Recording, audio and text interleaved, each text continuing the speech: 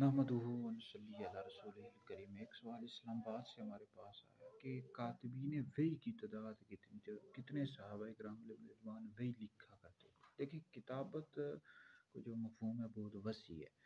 نبی کریم علیہ الصلوۃ والسلام کے جو افراد خطوط لکھا کرتے تھے، تو بعض افراد نے ان کا بھی نام کاتبین میں لکھا ہوا ہے، لیکن یہاں پر کاتبین وحی سے مراد ہے کہ جو اللہ رب العزت کا کلام یعنی قرآن مجید کی آیات کو لکھا کرتے تھے۔ تو اس حوالے سے اختلاف ہے۔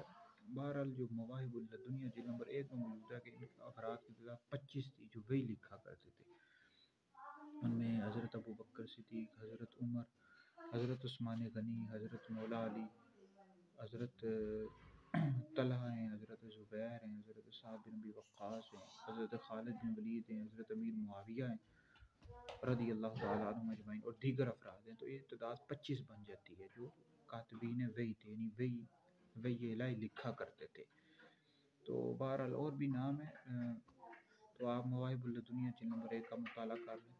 تو اس میں مختلف اقوال ہیں، بعضوں نے اور زیادہ بھی تعداد لکھی ہے۔ بہرحال ایک قول کے مطابق 25 تعداد ہے جو وحی الہی لکھا کرتے ہیں۔